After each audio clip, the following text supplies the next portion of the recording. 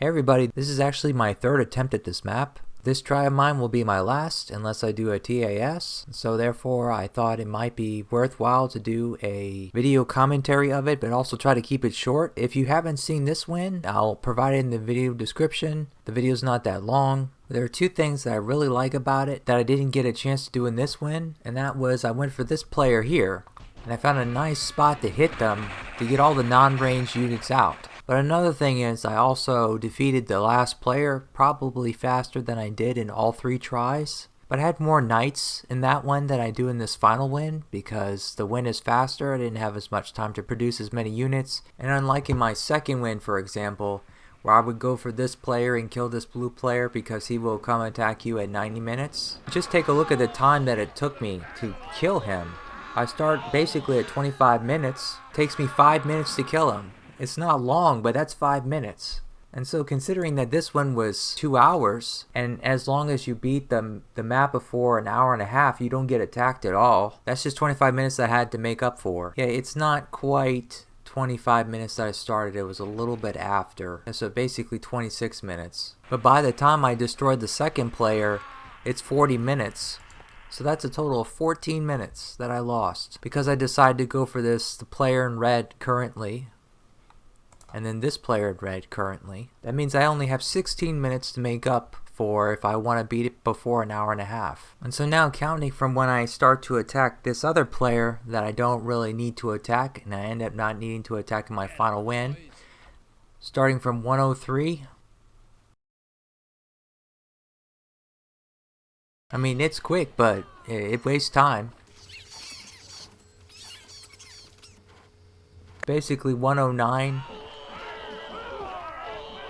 Let's say 110. That's 7 minutes. So that's a total of 14 plus 7 is 21 minutes. So I'm only 9 minutes in the hole from beating it an hour and a half. Should I have not gone for those 3 players? Not to mention that after 50 minutes when I defeated this player, it took me until 57 minutes before I started to attack the first player that I really needed to attack early.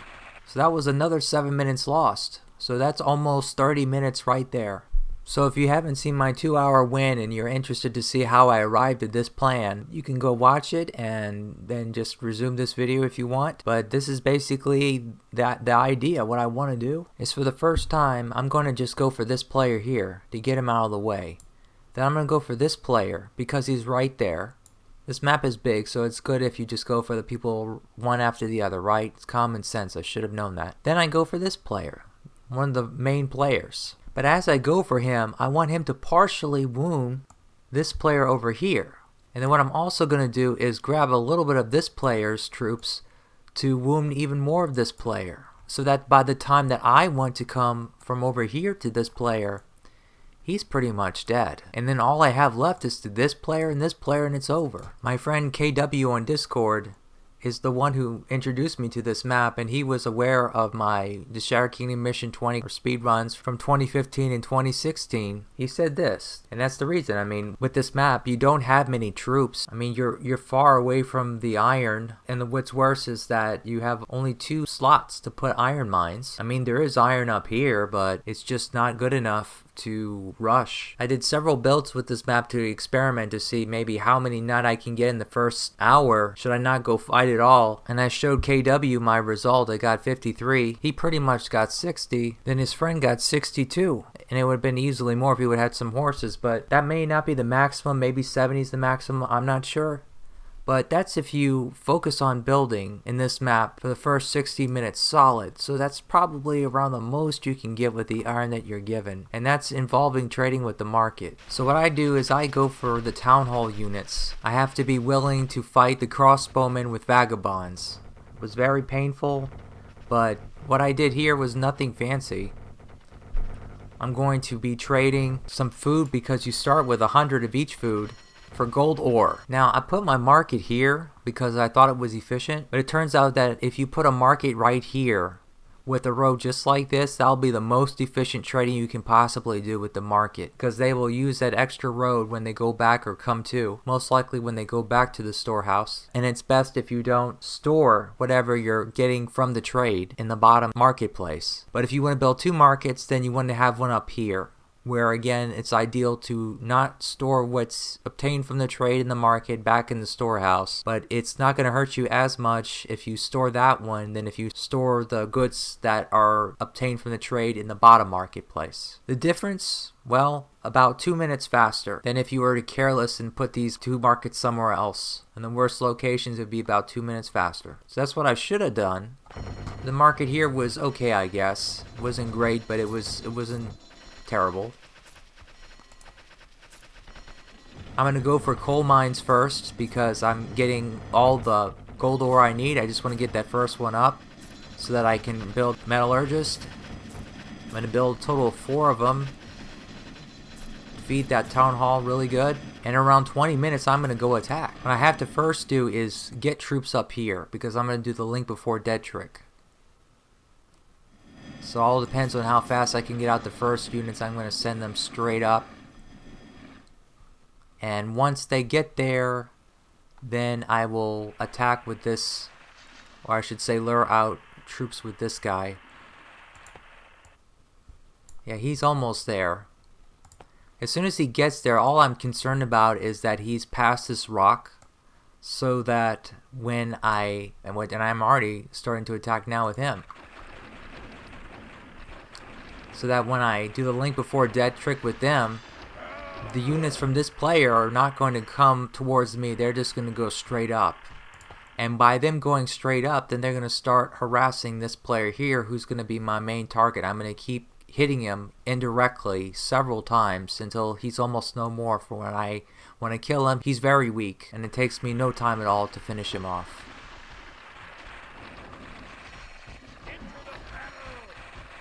But here, I took out the Vagabond because I need to draw out these crossbowmen, because these Vagabonds cannot take any hits, obviously, from crossbowmen.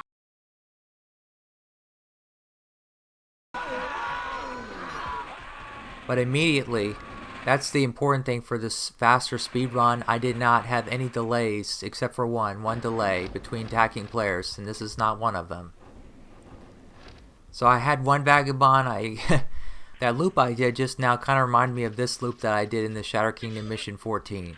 Not as extreme, but it's sort of like this. But immediately here I'm going to go down and just start doing the link before dead to get them out. But I'm going to have a Vagabond here, which I do already, to get out these crossbowmen, because I need to get them out as much as possible.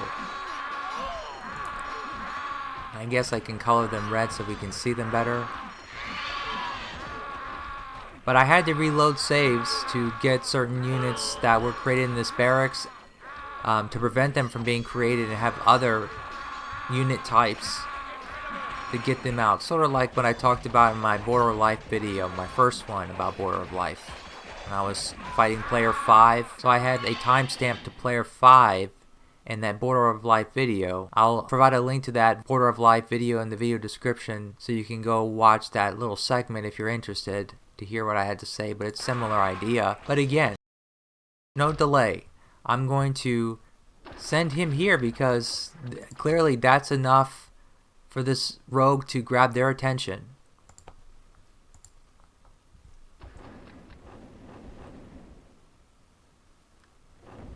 And there, right there, you saw that hit? If we go to the map editor, all the group's defense radius is within that range, pretty much all of the groups in the front, at least here. So almost everybody will be gone from the front.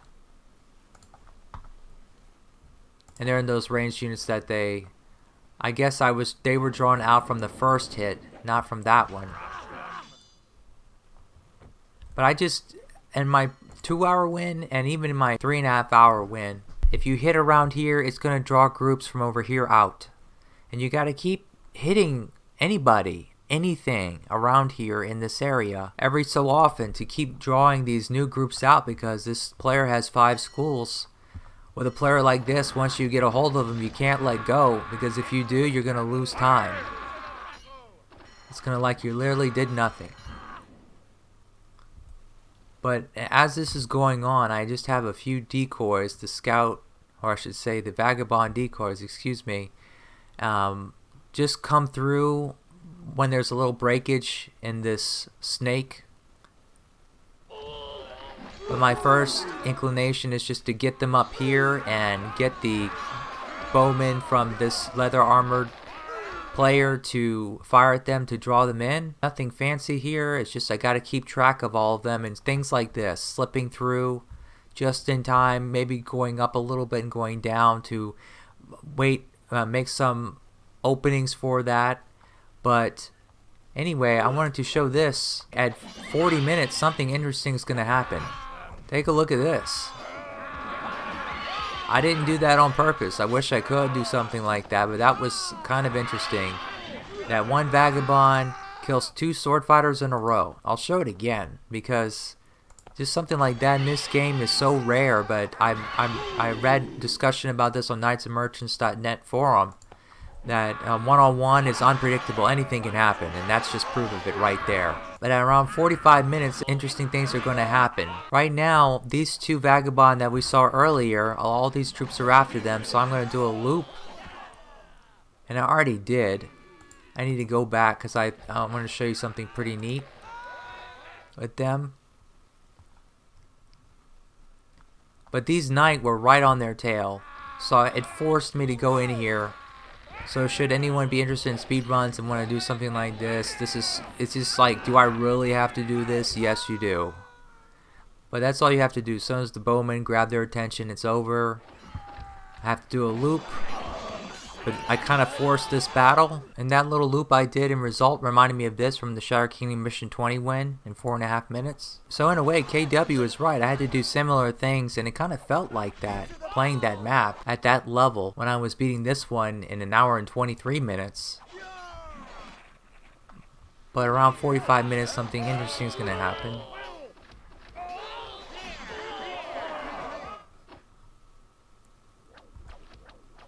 Okay, so around this time, I'm going to take a rogue and get the front part of them out. But I'm going to sneak in with a vagabond almost simultaneously. But here we go. And I linked him before dead with this rogue. So they're coming to this player. But currently right now, as you can see, all the crossbowmen are after him. And yeah. Didn't take that many saves to do that actually. But here he comes. Here that player comes. I wanted to basically kill these serfs here to kind of speed things up. That's all I really wanted to do with them, but this was a bonus. I had to kill these troops too, and more serfs, and also empty the towers, so that was all good for me. But now here's that break. I'm pretty much have to kill this player here, and I had these guys sitting here all this time. But by this time my iron production just starts to go up maybe a few minutes ago. Don't really have any weapons yet, so that's a big problem with this run. I could have won it probably maybe 8 minutes faster, I'm guessing, if I would have somehow been able to build and fight at the same time. But nothing interesting going on there or here. But this is the town I have. At this point I was trading gold for corn, which I talked about in City of the Scorching Sun. My 1 hour and 36 minute and 9 second win. It's not like it's the best thing for here. There's no excuse. You can build farms, but I already had all these metallurgists and I didn't need them anymore for the town hall because I was starting to get night. But right at 1 hour about, here I go. It was amazing how fast I took out this player. This was the record for me, I think. I guess you learn after the 3rd try. But I just did a link before dead with this vagabond here that was fighting over there so that they would come this way, hopefully. I mean, just if you line it up, they should have all come down on this side, but some of them went down on this side. So that delayed me a little bit from coming in, but it wasn't too much of a problem. The thing was to keep luring out the groups that kept rotating.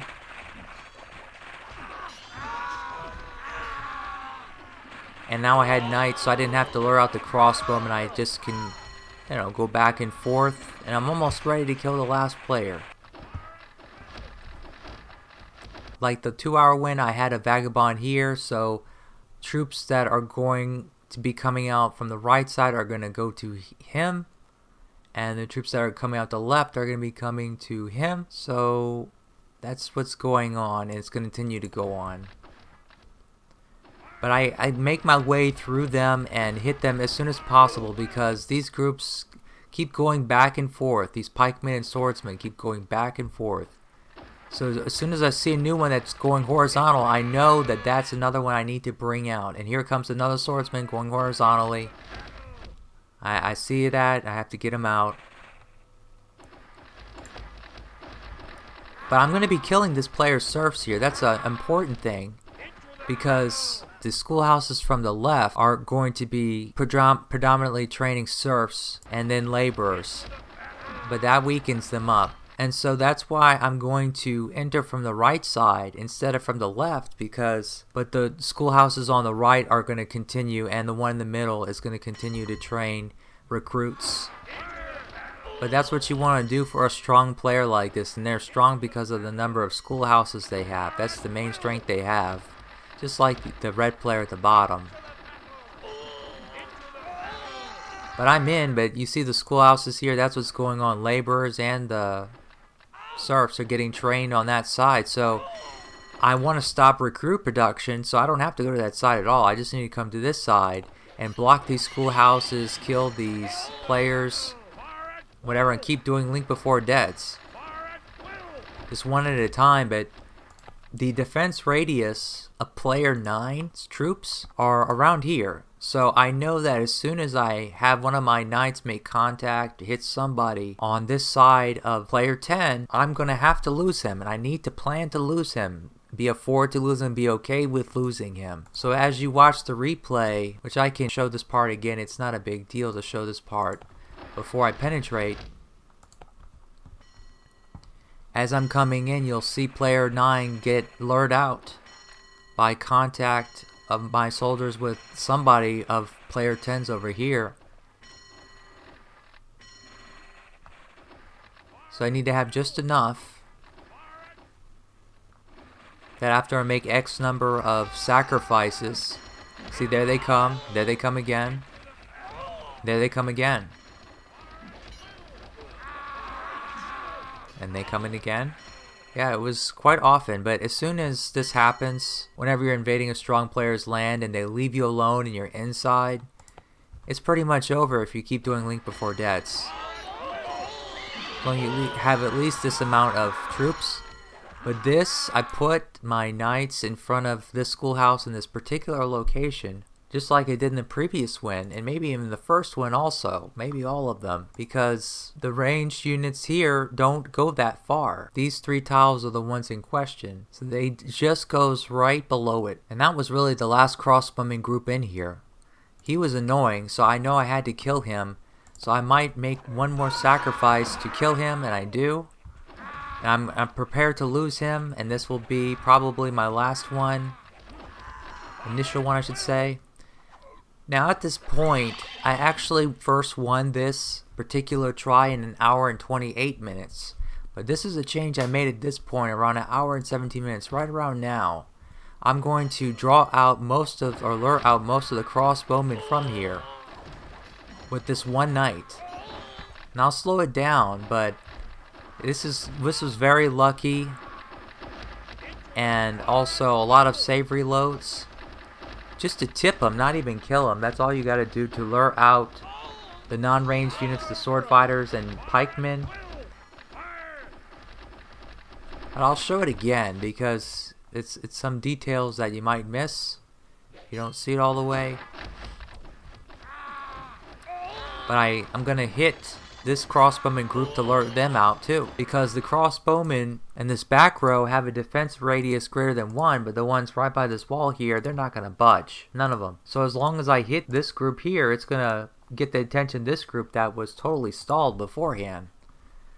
And it's not a big deal to have this few of groups by this wall here. I can take them out with a few knights that I have and Vagabond. I'm going to have more knights coming. But let me just show him again. I kind of missed him.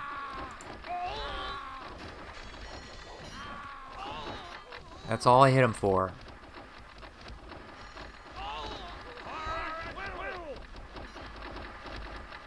And that's what got these non-ranged units' attention, as I said before. But I had to hit that crossbowman there.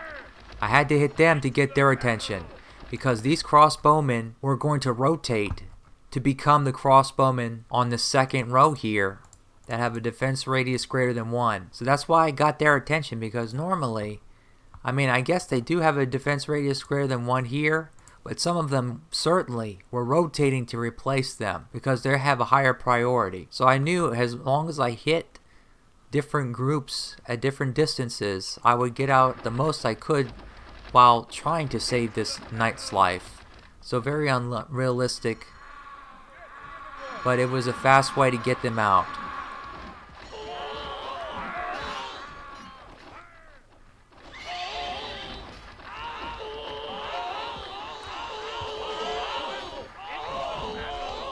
Since I got all the crossbowmen out, even though I didn't kill them, the objective is just to destroy the buildings for this player and the main red player. But because I thought it was so interesting just to see this player get destroyed, I'm going to come back to him to show you how I took him out piece by piece. He was already wounded from player 18 quite a bit. Had so many missing troops, and remember at first I hit him with player 13 and also a little bit of player 17, which is going to be coming right now. But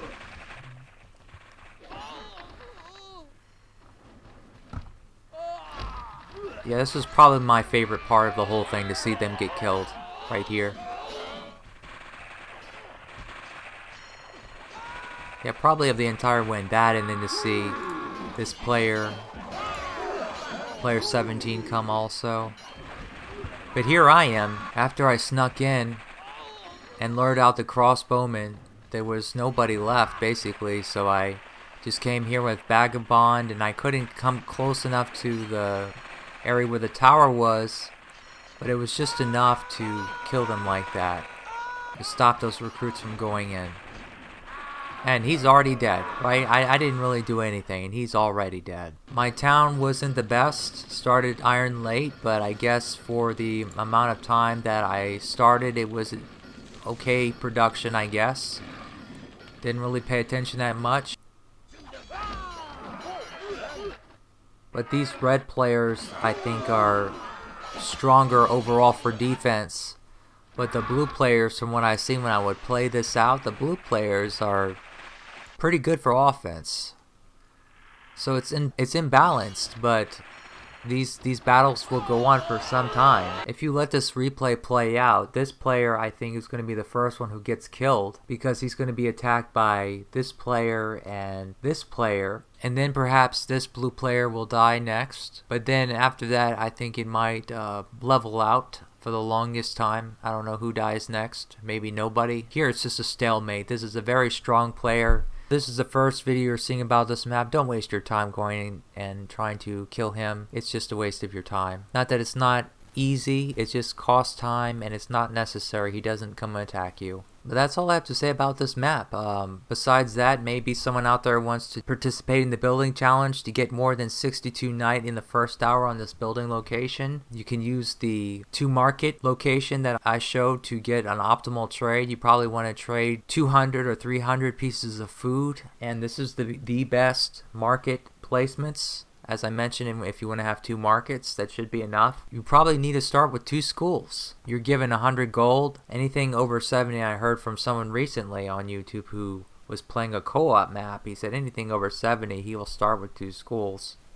So maybe that's a general rule that people follow. But I achieved 53-ish with starting with 1 school, but 2 schools is probably needed for 60 or more. Perhaps in a future video I'll show a build where I get 65 or so, or maybe more. I'm going to try to also participate in the challenge. So I look forward to other people who are going to try this, if anybody does. And just share your video on YouTube with us about it. Thank you for watching and have a nice day.